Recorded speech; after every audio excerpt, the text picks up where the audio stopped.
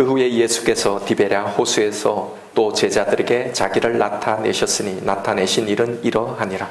시몬 베드로와 디두모라 하는 도마와 갈릴리 가나 사람 나다니엘과 세베대의 아들들과 또 다른 제자들이 함께 있더니 시몬 베드로가 나는 물고기 잡으러 가노라 하니 그들이 우리도 함께 가겠다 하고 나아가서 배에 올랐으나 그날 밤에 아무것도 잡지 못하였더니 날이 새어갈 때에 예수께서 바닷가에 서셨으나 제자들이 예수이신 줄 알지 못하는지라. 예수께서 이르시되 얘들아 너희에게 고기가 있느냐? 대답하되 없나이다. 이르시되 그물을 배 오른편에 던지라 그리하면 잡으리라 하시니 이에 던졌더니 물고기가 많아 그물을 들 수 없더라. 예수께서 사랑하시는 그 제자가 베드로에게 이르되 주님이시라 하니 시몬 베드로가 벗고 있다가 주님이라 하는 말을 듣고 겉옷을 두른 후에 바다로 뛰어내리더라. 다른 제자들은 육지에서 거리가 불과 한 50칸쯤 되므로 작은 배를 타고 물고기 든 그물을 끌고 와서 육지에 올라보니 숯불이 있는데 그 위에 생선이 놓였고 떡도 있더라. 예수께서 이르시되 지금 잡은 생선을 조금 가져오라 하시니 시몬 베드로가 올라가서 그물을 육지에 끌어올리니 가득히 찬 큰 물고기가 153마리라. 이같이 많으나 그물이 찢어지지 아니하였더라. 예수께서 이르시되 와서 조반을 먹으라 하시니 제자들이 주님이신 줄 아는 고로 당신이 누구냐 감히 묻는 자가 없더라. 예수께서 가셔서 떡을 가져다가 그들에게 주시고 생선도 그와 같이 하시니라.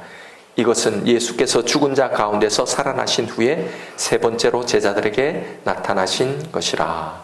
아멘. 우리는 지난 시간에 20장에서 두려움에 떨며 문을 닫고 숨어있던 제자들에게 나타나신 이 주님의 이 이야기들을 살펴보았습니다. 그들에게 예수님이 직접 나타나셔서 당신의 못 박힌 손과 창에 찔린 옆구리를 보여주시면서 당신의 부활을 직접 확인시켜 주셨죠. 그뿐만 아니라 그 후에 내 눈으로는 내 손으로 직접 확인하기 전까지는 믿지 못하겠다고 버티던 도마에게도 나타나셔서 네 손을 너 만져보고 이제는 보지 못하고도 믿는 자가 되라고 말씀하시면서 다시 한 번 더 자신의 부활을 확인시켜 주셨던 겁니다. 그렇다면 이제 제자들은 예전과는 조금 다른 모습을 보여야 하지 않을까요? 그런데 오늘 본문의 상황은 독자들로 하여금 당황스럽게 만듭니다. 베드로가 갑자기 나는 물고기 잡으러 가겠다고 하자 다른 제자들도 우리도 가겠다라고 다시 옛날의 그 모습으로 다 돌아가 버린 듯 하는 겁니다. 아니 부활하신 주님을 얼마 전에 직접 만나고도 이럴 수 있을까? 앞에 20장과 오늘 본문의 분위기는 사실 전혀 연결이 안 됩니다. 그렇게 부활하신 주님을 만나고 이제 뭔가 새롭게 될 분위기였는데 갑자기 이렇게 고기 잡으러 다 가버리는 거예요. 이들의 믿음이 이 정도였던가? 21장 오늘 본문의 제자들의 모습은 예수님이 그들에게 직접 2번씩이나 나타나셔서 부활을 확인시켜 주신 것이 무색할 정도로 그들의 모습이 한심스럽게 느껴지기도 합니다. 그런데 여러분, 사실 요한이 오늘 이 본문을 기록한 그 이유는 제자들의 믿음이 이렇게 한심스럽다는 것, 예수님의 부활을 이렇게 직접 보고도 이런 한심스러운 수준이라는 걸 지적하기 위해서 오늘 본문의 이 사건을 기록한 게 아닙니다. 오늘 본문을 보면 예수님의 부활을 목격한 20장은 예루살렘에서 있었던 일이고 오늘 본문 21장은 그 예루살렘 훨씬 위에 갈릴리에서 일어난 일입니다. 그러니까 예수님의 예루살렘에서의 이 부활을 목격한 제자들은 다시 그들의 고향인 갈릴리로 돌아간 거란 말이에요. 왜 돌아갔을까요? 그들이 믿음이 없었어요? 사실은 그것 때문이 아니라 예수님의 지시 때문입니다. 다른 복음서를 보면 예수님의 부활 소식과 함께 제자들에게 전달된 또 하나의 내용이 있었어요. 바로 갈릴리로 돌아가라는 것이었습니다. 마태복음 28장 7절입니다. 예수의 빈 무덤에 있었던 여인들은 천사로부터 이런 지시를 받습니다. 또 빨리 가서 그의 제자들에게 이르되 그가 죽은 자 가운데서 살아나셨고 그 다음에요. 너희보다 먼저 갈릴리로 가시나니 거기서 너희가 배우리라 하라. 보라 내가 너희에게 일렀느니라 하거늘. 그리고 조금 후에 여자들은 예수님을 직접 만나서 이 말씀을 직접 듣게 됩니다. 그 다음 10절이에요. 이에 예수께서 이르시되 무서워하지 말라. 가서 내 형제들에게 갈릴리로 가라 하라. 거기서 나를 보리라 하시니라. 부활의 소식과 함께 제자들에게 전달된 명령은 갈릴리로 돌아가라는 것이었습니다. 너희보다 먼저 갈릴리로 가 있을 것이고 거기서 너희들은 나를 볼 거다라는 거였어요. 그래서 제자들은 이 예수님의 명령을 쫓아 지금 서둘러 갈릴리로 돌아갔던 겁니다. 그런데 예수님의 명령으로 돌아오기는 했는데 예수님은 나타나시지 않고 그 위에 아무런 지시도 아무런 일도 없는 겁니다. 그러다가 베드로가 먼저 나는 고기라도 잡으러 가련다라고 나선 상황인 거예요. 여러분이 예를 들면 오랜만에 시골 고향집에 푹 쉬기로 내려갔다고 생각해 보십시오. 며칠은 푹 쉬겠죠. 그런데 그 다음에 뭘 하겠어요? 힘들게 농사 짓는 부모님의 농사를 좀 거들어 드리지 않겠습니까? 제자들 대부분은 그 전까지 여기서 고기를 잡던 어부였습니다. 그러니 자연스럽게 고기를 잡으러 나간 겁니다. 그런데 바로 이렇게 나간 그 고기잡이에서 주님을 만난 거예요. 그러니까 지금 이 상황에서 우리의 묵상은 제자들이 지금 이게 믿음이 있느냐 없느냐 이런 접근이 아니라 도대체 왜 예수님은 다시 제자들을 갈릴리로 부르셨을까 하는 겁니다. 왜냐하면 예수님은 지금 이런 상황을 예견하셨고요. 바로 이렇게 갈릴리 바닷가로 고기를 잡으러 나온 그들을 먼저 거기 가서 기다리고 계셨기 때문입니다.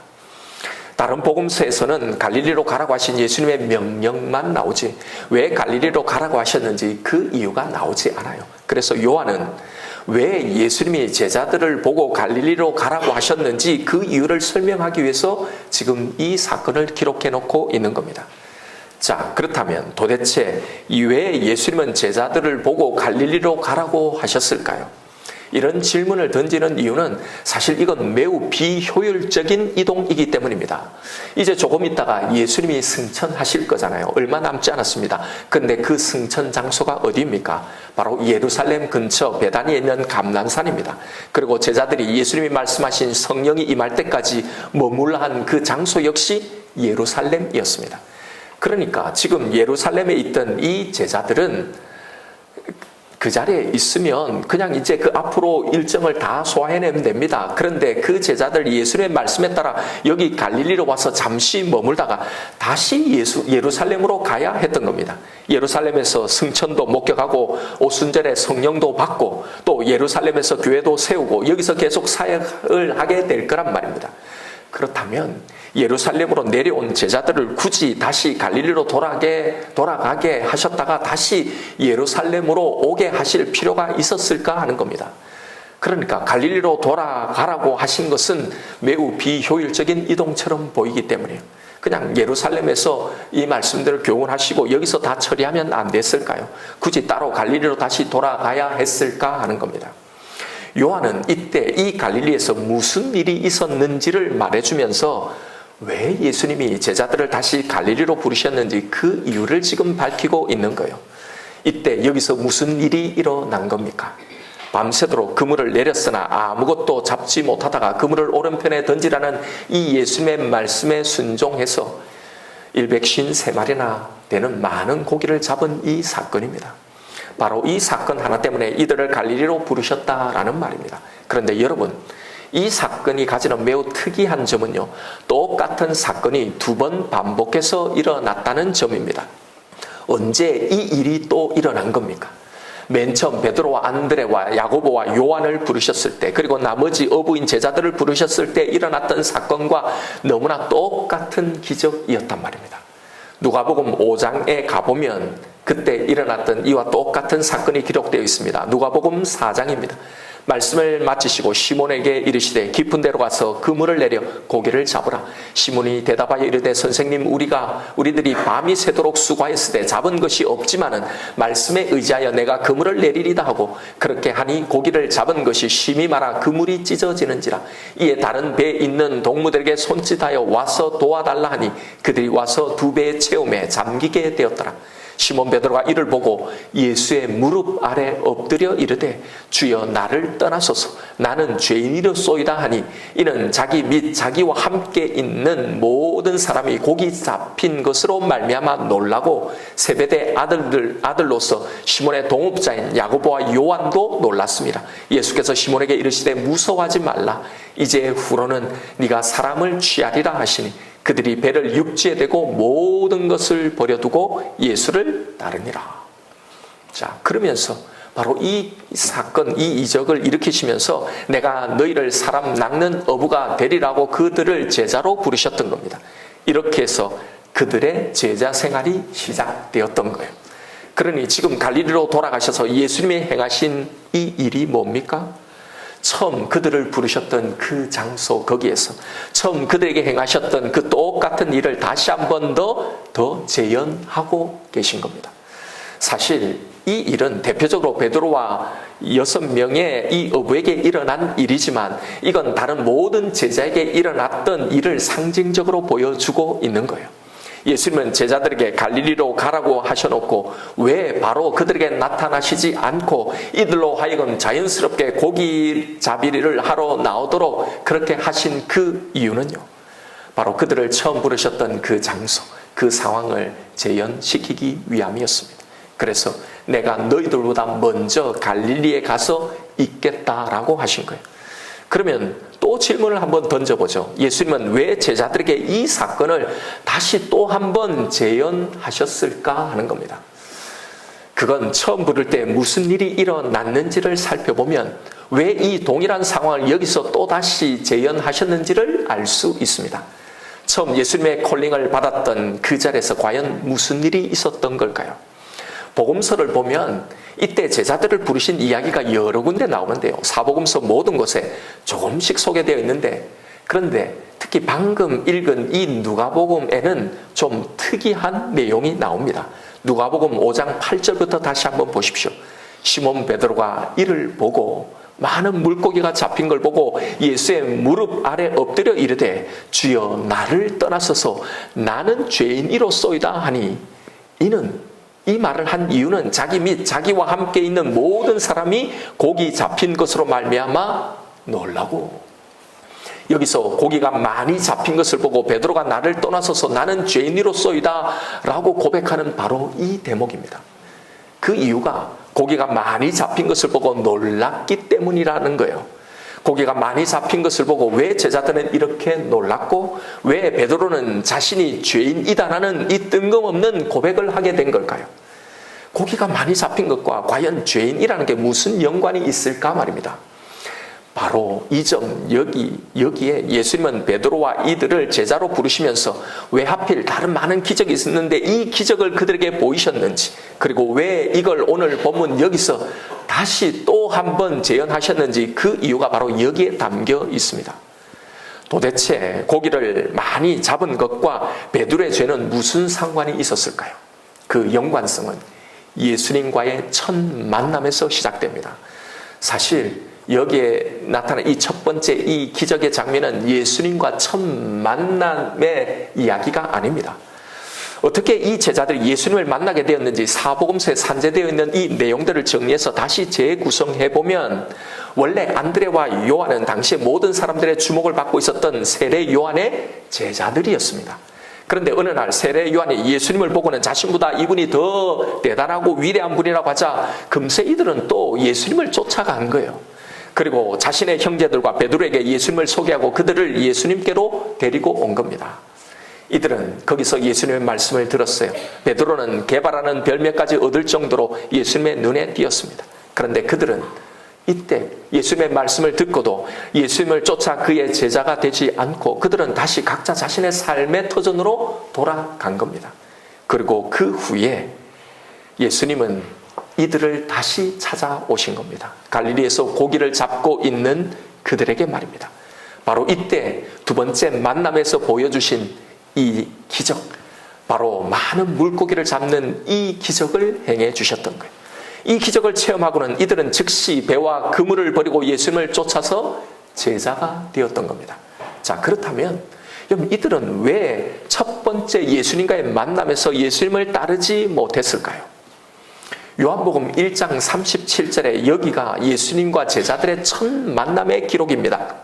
이렇게 되어 있어요. 두 제자가 그의 말을 듣고 예수를 따르거늘 예수께서 돌이켜 그 따르는 것을 보시고 물어 이르시되 무엇을 구하느냐?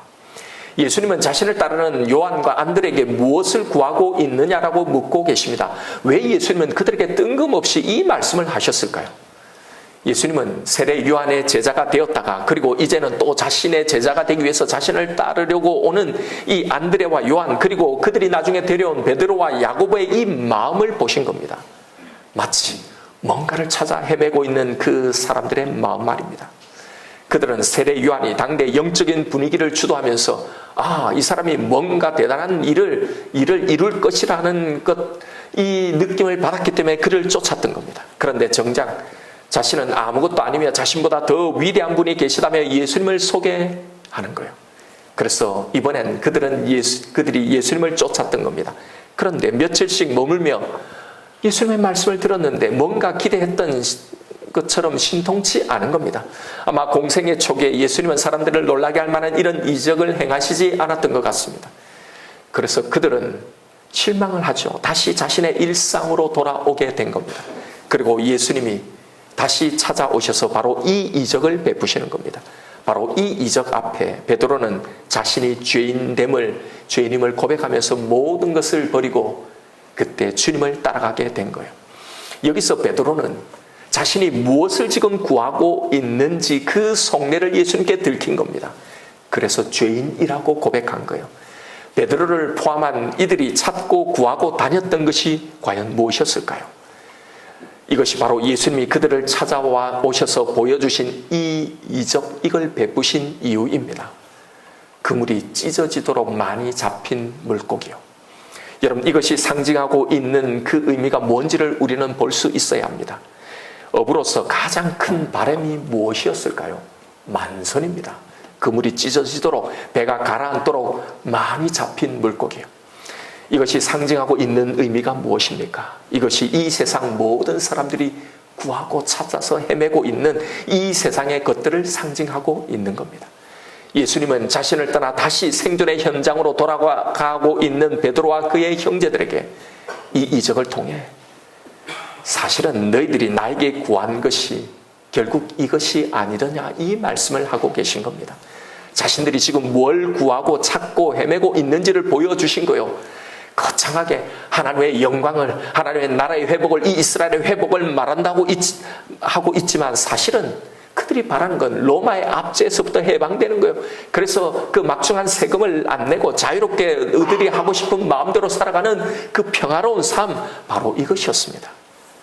하나님의 뜻, 하나님의 영광을 이야기하지만, 그래서 자신의 속내를 들킨 베드로는 예수님의 앞에서 자신의 죄인됨을 고백했던 거예요. 그런 그들에게 예수님은 이제 너희들의 삶의 정체성을 바꾸라고 요청하신 겁니다. 너희들이 믿어야 할 내용을 바꾸라고 말씀하신 거예요. 고기를 낚기에 여념이 없는 그 삶이 아니라 이 세상의 가치, 이 세상의 생존이 목표가 되고 목적이 되는 그런 인생, 그런 삶, 그런 신앙생활이 아니라 사람을 낚는 하나님의 사람이 되라고 말씀하신 거예요. 이게 첫 기적, 첫 번째 기적에 담긴 의미였고, 이 기적을 본 제자들은 그동안 자신의 전부였던 배와 그물을 다 버리고 이 부르심에 순종하며 제자가 되었던 겁니다. 자, 그런데 왜 이런 동일한 그 기적을, 그렇게 제자가 되었는데 왜 그 후에 다시 이들에게 또 다시 이것을 경험하게 하셨을까요? 그들은 이렇게 해서 주님을 쫓기 시작했어요. 이렇게 제자생활, 신앙생활을 시작했는데 이제 다시 그들은 세상의 것을 구하고 있었더란 말입니다. 이렇게 모든 걸 버리고 예수의 제자가 되었던 이들이 예수님의 말씀과는 이제 점점 다른 자신의 기대를 가지게 되었던 겁니다. 그들은 예수님의 말씀을 오해했고 예수님이 말씀하신 것과는 전혀 다른 자기의 기대를 가지고 예수님을 따르기 시작했던 겁니다. 여러분, 이것이 복음서에 기록된 제자들의 모습이었잖아요. 예수님이 내가 나의 영광의 보좌에 앉을 때 나를 따르던 너희들도 12보좌에 앉아 이스라엘 12지파를 심판하리라는 이 말씀을 들으면서 그들은 엉뚱한 꿈을 꾸는 거예요. 그들은 세상의 영광을 생각했던 겁니다. 그래서 누가 서로 더 높은 자리에, 더 앞선 자리에 앉느냐 싸우면서 신경전을 벌였던 겁니다. 예수님을 믿고 따르면서요. 또 내 이름을 위하여 집이나 형제나 자매나 부모나 자식이나 전토를 벌인 자마다 여러 배를 받고 또 영생을 상속하리라는 이 말씀이에요. 내 헌신에 대한, 내 희생에 대한 이 땅의 대가를 기대하기 시작했던 겁니다. 조금만 참으면, 스승님이 말씀하시던 때가 되면 우리를 깔보고 얕잡아 보던 이 사람들의 코가 납작할 정도로 나에게 하나님이 보상해 주실 거라고 믿었던 겁니다. 그런데요, 그 예수님이 죽어버린 겁니다. 그러니 자신의 기대가 다 무너진 거예요. 자신의 신앙이 뿌리째 흔들리는 겁니다. 소망과 희망이 다 사라진 겁니다. 예수님이 당신의 죽음을 말씀하지 않아서 그랬던 건가요? 아닙니다. 계속 예수님은 당신의 고난과 죽음을 말씀하셨고 여기서 반드시 다시 살아날 것도 말씀하셨습니다. 그리고 왜 이렇게 되어야 하는지, 왜 이것이 너에게 필요한지, 구약에 예언된 이스라엘의 회복은 과연 무엇인지, 이스라엘에게 약속된 구원이 무엇인지를 예수님은 쉬지 않고 그들에게 말씀하셨습니다. 그런데 그들은 그렇게 자주 많이 계속해서 말씀하신 이 예수님의 말씀을 듣고도 사실은 이것을 전혀 듣지 못했습니다. 신기할 정도로 깨닫지 못했습니다. 부활하실 거라고 그렇게 자주 말씀하셨는데, 심지어는 종교 지도자들조차도 알 정도로 그렇게 많이 말씀하셨는데도 그들은 이 말씀이 생각나지 않은 거예요. 죽음밖에 보이지 않는 겁니다. 내가 죽은 후에 3일 만에 반드시 다시 살아난다는 부활을 전혀 보지도 생각하지도 못하는 겁니다. 예수님의 죽음으로 이제 모든 게 다 끝났다라고 생각해 버리는 거예요. 왜 그랬을까요? 그렇게 많이 예수님의 말씀을 들었는데도 자신들의 기대로 자신의 신앙의 내용을 가득 채웠기 때문입니다. 자신의 기대로 가득 차 있었기 때문입니다. 예수님이 아무리 말씀하셔도 내 생각, 내 기대, 내가 믿는 것, 내가 바라는 것들만 듣는 겁니다. 그러니 예수님이 뭐라고 말씀하시는지, 자신들이 진짜 믿고 따라야 할 그 복음의 내용, 신앙의 내용이 무엇인지를 전혀 모르는 겁니다. 제자들인데도요, 3년이나 그렇게 믿고 따라다녔는데도요, 여전히 자기 기대에 갇혀서 예수님을 생각하고 있으니 다시 살아나신 예수님을 보고도 여전히 그 모습 그대로 있는 겁니다. 여러분, 이런 상태에서 제자들은 과연 예수님이 소망하신 그 사람을 낚는 어부의 사명, 이런 신앙생활, 하나님의 사람으로서 살아가는 이 신앙생활을 감당할 수 있을까요? 예수님이 하신 진짜 말씀, 진짜 주신 복을 보고 누리고 그걸 소망하고 기대하면서 당신의 진짜 제자로서의 삶을 살아갈 수 있었을까요? 아니죠. 아닙니다. 바로 그래서 다시 이들에게 나타나셔서 왜 예수님을 따르게 되었는지, 그 첫 번째 내가 자신들이 믿었던 그 내용이 무엇이었는지를, 그 첫 소명, 그 첫 마음을 다시 회복시키신 겁니다. 여러분, 지금 이들의 모습을 한번 보십시오. 꼭 우리들의 모습과 같지 않나요? 우리는 분명 주님을 만났습니다. 그래서 신앙생활을 한 거예요. 그래서 나의 그물과 나의 배를, 나의 모든 것을 다 버려두고 이제는 예수를, 주님만을 쫓겠다고 결단하고 약속하고 이 신앙의 길, 이 제자의 길을 시작했던 거잖아요. 우리도 그때 그 자리에서 헛된 것들을, 이 세상의 것을 구하고 여기에 목숨 걸고 있던 나를 보고 나는 죄인으로서이다 라면서 진심으로 회개하고 고백하며 이 신앙의 길을 시작했던 겁니다. 이제는 아무리 많은 물고기가 잡혀도, 세상의 영광과 성공을 나에게 준다 할지라도, 그게 보장이 된다 하더라도 그것보다 더 귀한 것을 이제 내가 보고 알았으니 우리 그것을 믿고 우리는 이 신앙생활을 시작했던 거잖아요. 그런데 그렇게 진심으로 시작했던 지금 우리가 어떤 모습으로 예수를 따르고 있는지, 그 주님께 우리는 뭘 기대하고 뭘 믿고 있는지를 한번 보란 말입니다. 그때 다 버렸던 주님의 사랑, 그 이 구원에는 다 의미가 없다고 다 배설물처럼 여겼던, 오직 주님의 사랑만 있으면 된다고 했던, 그래서 다 버렸던 그걸 다시 구하고 찾고 있지 않느냐 말입니다. 내가 하나님께 기대하고 구하고 있는 것이 무엇인지를 한번 보십시오. 사실 내가 신앙하고 믿고 있는 신앙의 내용이 뭔지를 한번 확인해 보십시오. 사실 다 돈이고, 이 땅의 명예고, 이 땅의 성공이고, 이 땅에서 내가 바라는 소원이고, 건강이고, 이 땅에서 10배, 30배, 60배 받는 이 땅의 축복이 아닌가요? 정말 우리는 성경이 말씀하신 예수님이 우리에게 주신 영원한 생명, 영원히 누리게 되는 그 은혜를 진짜 우리는 소망하고 있나요? 그래서 비록 지금 무화과 나무가 무성치 못하고 포도나무에 열매가 없어도, 감람나무에 소출이 없고 우리의 양이 소가 없어도요, 나를 사랑하시는 그 하나님으로 인해 내가 받은 이 구원으로 인해, 예수의 십자가의 이 사랑으로 인해 정말 우리는 평강합니까? 우리는 정말 성경이 뭘 말씀하시는지, 성경이 말하는 복이 뭔지 그것을 기대하고 소망하며 살아가고 있나요? 진짜 성경이 말하는 것을 제대로 알고 그것을 내 신앙과 믿음의 내용으로 삼고 있느냐 말입니다. 이미 내 길에 내가 원하는 소원이 내 신앙의 내용이 다 되어 있으니, 그러니 제자들처럼 아무리 말씀을 들어도, 아무리 이렇게 성경을 읽어도, 아무리 이렇게 설교를 들어도, 아무리 신앙 서적을 읽어도 성경이 말하는 그 내용을 전혀 깨달지 못하고 있는 것 아닌가요? 여전히 하나님이 나에게 말씀하시는 게 아니라 내가 원하는 것을 믿고 나가고 있지 않습니까? 그런 기대로 믿으니 절망이고 낙심이고 우울이고 행복하지 않는 겁니다.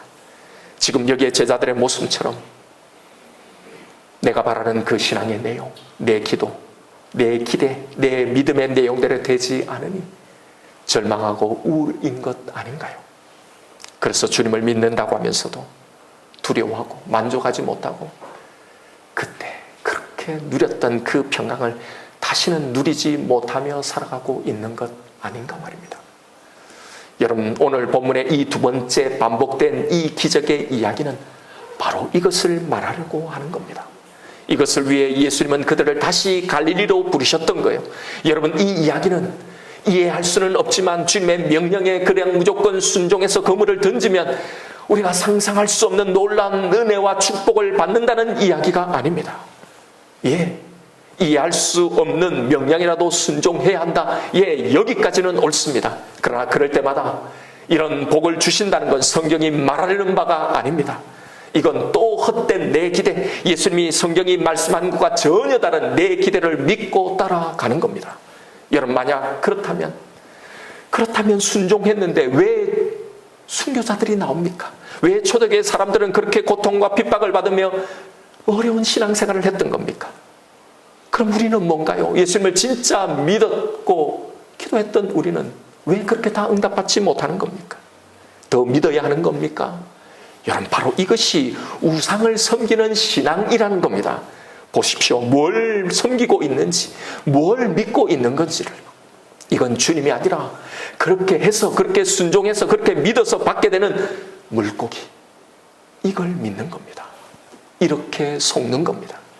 여러분, 순종하면 큰 복을 받아서 그래서 순종하는 게 아니라, 순종하면 죽어도, 순종하면 망해도, 순종하면 내가 원하는 결과가 아니어도 우리는 이 땅의 삶이 아니라, 이 땅에 내가 받을 결과가 아니라 영원한 삶을 위해 순종하는 것이 여러분, 우리가 믿는 믿음 아닙니까? 우리가 믿어야 할 믿음 내용 아닌가 말입니다. 이 이야기는 그런 잘못된 기대를 가지고 있는 제자들을 결코 그냥 두시지 않는다는 겁니다. 왜요? 이런 기대로, 이런 믿음으로 절대 예수님을 따라갈 수 없기 때문입니다. 절대로 그렇게 예수님의 제자가 될 수 없기 때문입니다. 그래서 다시 회복시키시는 이야기입니다. 너희가 나를 따르려면, 너희가 나의 제자가 되려면, 내가 너희에게 준 이 모든 은혜와 이 복을 진짜 온전히 알고 누리려면 반드시 이 회복이 필요한 거고, 그래서 나는 반드시 너희를 회복시키실 거라고 약속하시는 약속의 이야기란 말이에요. 왜 예수님은 다시 갈릴리로 제자들 다시 돌아가게 하셨습니까? 갈릴리는 제자들이 처음 주님을 만나고 주님의 그 부르심에 반응했던 그 처음의 자리였던 겁니다. 여기서 베드로는 예전에 자신이 했던, 이제는 고기가 아니라, 이 땅의 것이 아니라 사람을 낚는 업으로 하늘의 가치를 위해 살아가는 삶을 살겠다며 주님을 따라 나선 자신의 그 결단과 자신의 첫 믿음의 내용, 이것을 다시 대면하게 되었던 겁니다. 내가 무엇을 믿고 이 길을 시작하게 되었는지 말입니다. 여러분, 바로 이것이 그들을 다시 일으켜 세웠던 겁니다. 바로 이것이 그들을 다시 십자가의 죽음의 현장인 이 예루살렘으로 그들을 불러들였던 겁니다. 그런데 이때 제자들은 예전과는 완전히 달라져 있었습니다. 더 강해지고, 더 원숙하고, 더 깊어진 헌신이었습니다. 더 이상 죽음 때문에 도망하지도 부인하지도 않는 부활의 증인, 부활의 신앙을 가진 자들이 되어 있었던 겁니다. 여러분, 이때 성경이 보여주는 이 변화를 우리는 주목해야 합니다. 첫 번째 기적과 두 번째 기적이 똑같은 기적의 두 번의 반복처럼 보이지만요, 여기는 분명한 차이가 존재합니다. 누가복음 5장 6절의 첫 번째 기적을 한번 보십시오. 그렇게 하니 고기를 잡은 것이 심히 많아 그 다음에요, 그물이 찢어지는지라.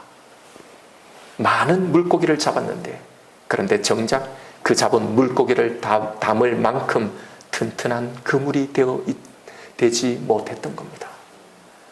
담지 못하는 거예요. 찢어지는 겁니다. 그런데 여러분, 오늘 본문의 두 번째 기적은 다릅니다. 오늘 본문 11절을 보십시오. 시몬 베드로가 올라가서 그물을 육지에 끌어올리니 가득 찬 큰 고기가 153마리라 이같이 많으나 그 다음에요, 그물이 찢어지지 아니하였더라. 이제 이 그물은 찢어지지 않는 겁니다. 아무리 많이 잡아도요, 아무리 많이 담아도. 여러분, 이 회복을 통해 이제 제자들은 모든 것을 다 담을 수 있는, 바로 이 사명을 감당할 수 있는, 결코 찢어지지 아니하는 그물이 되어 있었던 겁니다. 바로 이거예요. 사랑하는 성도 여러분, 예수님은 우리를 갈릴리로 부르신 거예요. 우리도 갈릴리로 돌아가야 합니다. 이건 제자들에게만 있는 이야기가 아닙니다. 거기서 우리는 다시 주님을 만나야 합니다. 처음 나를 부르시면서 하셨던 그 말씀, 그때 나의 다짐들, 그때 올려드렸던 내 헌신의 약속들, 그때 내가 받은 사명, 그때 내가 믿었던 내 믿음의 내용, 내 신앙의 내용, 바로 이것을 다시 회복해야 합니다. 내 신앙이, 내 기대, 내 소원으로 가득 차서 진짜 하나님의 말씀을 편집하고 왜곡하여서 말씀을 들을 길을 가려버리는 이 건강하지 못한 지금의 신앙에서 우리는 회복되어야 하는 겁니다. 주님의 참 제자로 살아가기 위해서 우리는 나의 갈릴리로 먼저 돌아가야 합니다. 여러분, 거기서 주님을 다시 만나고 첫 부르심의 사명, 그 고백, 그 마음이 회복되어야 하는 겁니다. 이것이 반드시 필요합니다. 이것이 없이는 제자로 살아갈 수가 없다는 겁니다. 그냥 이렇게 제자의 삶, 이런 신앙생활을 할 수는 없는 겁니다. 그래서 주님은 제자들을 다시 부르셔서 이 기적을 다시 체험하게 하시고 그들의 믿음의 내용을 다시 회복시키신 겁니다. 이 경험, 이 회복을 통해 비로소 이제 제자들은 진짜 제자의 삶, 그 사명의 삶, 성경이 말씀하신 그 놀라운 축복과 은혜를 누리는 이 신앙의 삶을 살아갈 수 있게 되었던 겁니다. 성도님들에게 첫사랑을 회복하라고 하면 느끼는 이 오해들이 있습니다. 그때 느꼈던 것과 똑같은 감정, 똑같은 느낌의 재생과 반복으로 이해하는 오해들이 있습니다. 여러분, 그런데 성경적 용어로서의 첫사랑의 회복, 그것에 대한 권면은요, 그때와 같은 똑같은 단순한 그 재생과 반복이 아니라 그 사랑에 있어서의 성숙을 말하는 겁니다. 예를 한번 들어보죠. 여러분, 중딩들, 고딩들, 그 청소년들이 사랑하는 걸 보십시오. 그야말로 물불을 안 가리는 사랑입니다. 청년들의 사랑은 어떨까요? 중년과 노년의 사랑의 그 뜨거움과 비교할 바가 되겠습니다. 더 뜨겁죠. 훨씬 더 뜨거운 겁니다. 그런데 여러분, 미안하지만 우리는 그 아이들의 사랑을 성숙하고 원숙한 신앙이라고 하지는 않잖아요. 사랑은 얼마나 뜨겁느냐, 얼마나 열정적이느냐로 그 사랑의 질과 완숙도를 측정하지 않는 겁니다. 그렇게 뜨겁고도 열정적인데도 보세요. 얼마나 작은 것으로도 쉽게 깨어지는지를 보면 알 수가 있는 겁니다. 그래서 누구보다도 더 뜨겁고 열정적이지만 그건 미숙한 사랑이라고도 하는 겁니다. 사랑에는요, 뜨거움과 열정의 요소만 있는 게 아니죠. 서로를 잘 아는 것도 사랑입니다. 그 사랑에는 신뢰도 있습니다. 그 사랑에는 끝까지 참고 견디는 의지도 있습니다. 그 사랑에는 의도 있고요, 의리도 있고요, 정도 있습니다. 이 모든 것을 아우르는 것이요, 진짜 원숙한 사랑인 겁니다. 여러분, 하나님에 대한 우리의 사랑도 마찬가지입니다.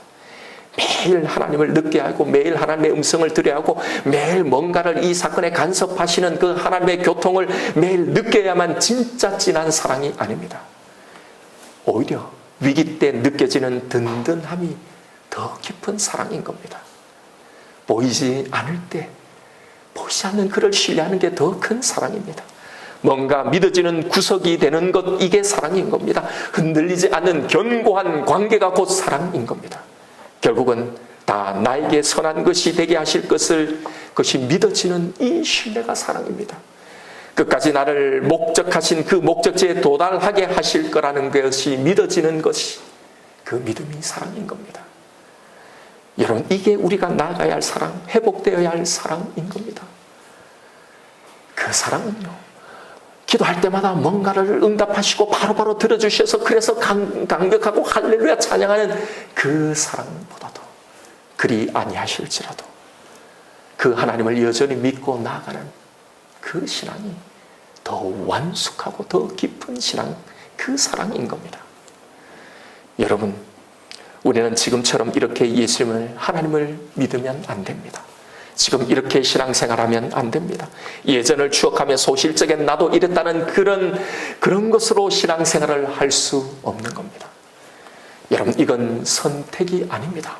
제자의 길을 가려면 반드시 이 회복이 있어야 하는 겁니다. 아니, 이 회복이 없으면 그건 제자의 길이 아닙니다. 그래서 예수님도 제자들에게 이것을 명하시면서 그렇게 회복시켜 놓고 이 길을 가게 하셨던 겁니다.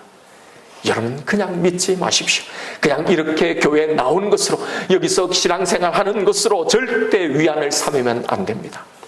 부단히 다시 갈릴리로 서십시오. 그 은혜와 그 심령과 그 믿음을 갈망하십시오.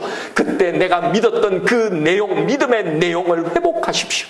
많은 물고기가 아니어도 그것보다 더 귀한 것, 이것이 내 믿음의 내용이었던 그때를 갈망하십시오.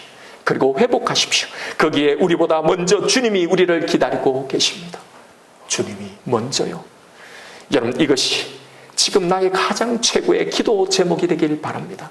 이것이 지금 내가 가장 몸부림치고 있는 신앙의 싸움이 되길 바랍니다.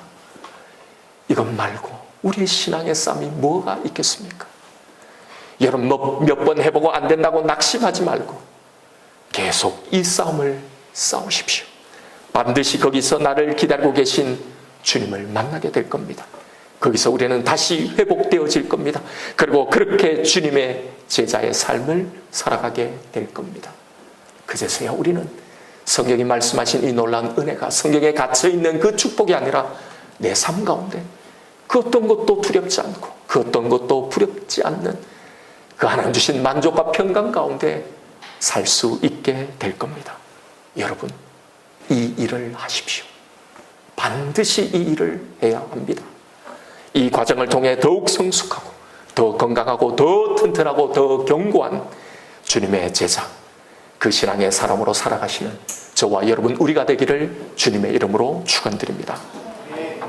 이 시간 오늘 주신 말씀 붙들고 우리 기도하십시다.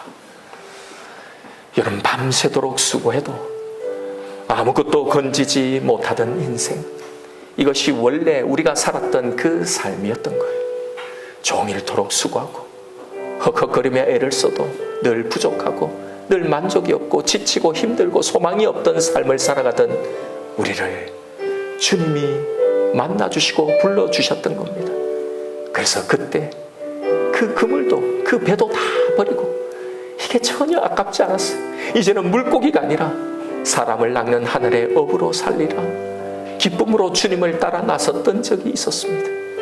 그런데 여러분, 혹시 지금 내 삶이 예전 그때 그 모습, 아무리 애를 써도 채워지지 않고 힘들고 지치고 쉼이 없는 그런 삶을 살아가고 있지는 않나요? 예수님을 따라가는 이 삶을 살면서도요.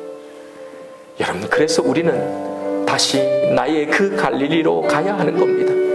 주님은 그런 우리에게 말씀하십니다. 갈릴리로 돌아가라. 내가 먼저 거기서 너를 기다릴 것이다. 처음 주님이 우리를 부르셨던 그 자리, 그때 부르심, 그때 그 결단, 그때 사명, 그때 내가 믿었던 내 믿음의 내용, 여러분, 이것을 다시 회복해야 합니다. 내가 무엇을 믿고 이 신앙생활을 시작했는지 그 믿음의 내용, 이것이 회복되어야 합니다. 지금 이 모습, 이 신앙의 모습이 우리를 부르신 주님의 목표하신 계획이 아니어서 우리는 그 모습, 그 축복, 그 평강 안에 충분히 충분히 우리는 살아갈 수 있습니다. 이건 도달하지 못하지만 그냥 목표치로 세워두라고 주신 것이 아닙니다. 주님은 반드시 이 상태 회복으로 우리를 부르셨고 그렇게 우리를 살아가게 하실 것이라는 걸 기억하십시오. 그리고 이것을 내 삶과 내 신앙생활 안에 구현해 내십시오. 그 성숙하고 원숙한 사랑을 향해 나아가십시오. 주님의 사랑으로 모든 것을 이겨낼 수 있는 그 믿음, 찢어지지 않는 그 그물로 말입니다. 그래서 이제는 그 어떤 것도 두렵지 않고 그 어떤 것도 바라지 않는 그 신앙을 향해 나아가십시다. 이 시간 기도하십시다. 주님, 나의 갈릴리로 가겠습니다. 하나님, 거기서 있을 이 회복을 내가 갈망하겠습니다. 이것을 몸부림치며 나아가겠습니다. 진짜 이 회복이 내 신앙생활에 실현된다는 것을 믿고 나아가게 하여 주옵소서. 이것이 나의 소원이 되게 하여 주옵소서. 하나님, 내 첫 믿음의 내용이 이제 회복되고 그것을 붙들며 그것을 붙잡고 나아가게 하여 주옵소서. 이 시간 나에게 주신 말씀이 있을 겁니다. 우리 이 말씀 붙들고 주님 앞에 간절히 기도하며 나아가십시다.